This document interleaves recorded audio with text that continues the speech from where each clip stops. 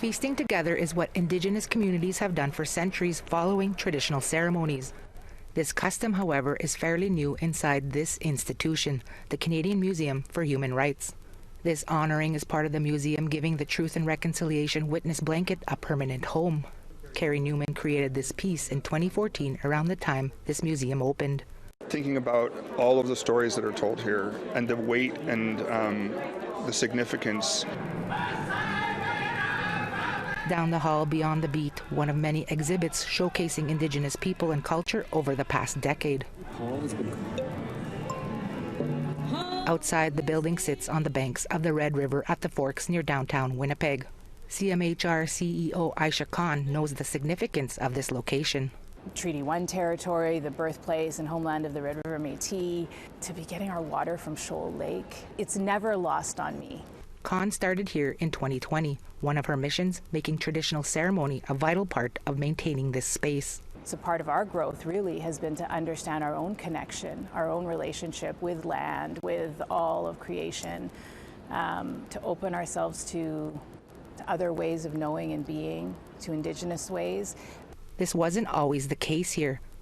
Controversies plagued the museum since before it even opened. Historic moment in the story of human rights in Canada. Winter 2008, a sod turning with Canada and Manitoba politicians of the time. Manitoba First Nations communities felt snubbed for not being included. Before you finish this building up, I hope. In 2011, First Nations members from Shoal Lake No. 39 protested here. They said Winnipeg's drinking water came from their territory but left them with contaminated water. That same year, while excavating the site, workers discovered 1,000-year-old tribal artifacts. The community was in an uproar, saying proper traditional ceremony wasn't done. Then, in 2013, less than a year before it opened, museum officials said genocide would not be used to describe the residential school's era. Situations that led to this.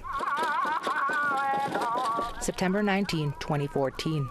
Protests on opening day. Many saying the museum was sugarcoating history, making light of issues like residential schools.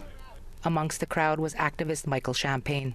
I remember being so upset as the doors opened because there was such conflict. Now, exactly 10 years later, we are willing to witness our institutions begin to bend. Champagne is one of 5 people bearing witness to the ongoing relationship between this museum, the Witness Blanket, and the truth-telling of Indigenous stories. The museum is learning how to be a good relative, and so to me, having the Witness Blanket here and seeing all of the breadth of Indigenous connections that the museum has committed to demonstrates to me that they actually listened. My hope is that this Witness Blanket will witness in the next 10 years the drastic reduction of Indigenous children in care in Canada and see all of the children come home. Behind the scenes all those years was Chandra Erlinson, Director of Indigenous Relations and Community Engagement. I'd call it a dark time. My family, my relatives, my community asking why I was working here. She was recruited to work here long before the doors opened, her job mainly consisting of bridge building. The sanitation of the language around genocide, outright resistance to include that in some of the early messaging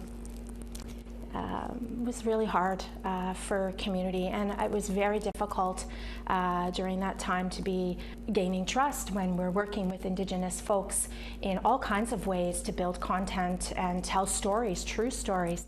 How big are your hands in comparison now to what they were then? Stories like this one Newman shares of his own daughter's handprints on the Witness Blanket door from a decade ago when she was 4.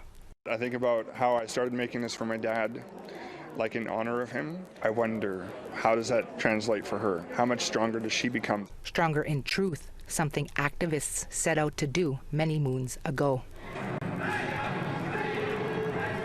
To ensure traditions and history of the original peoples and their land are at the forefront of this space dedicated to human rights.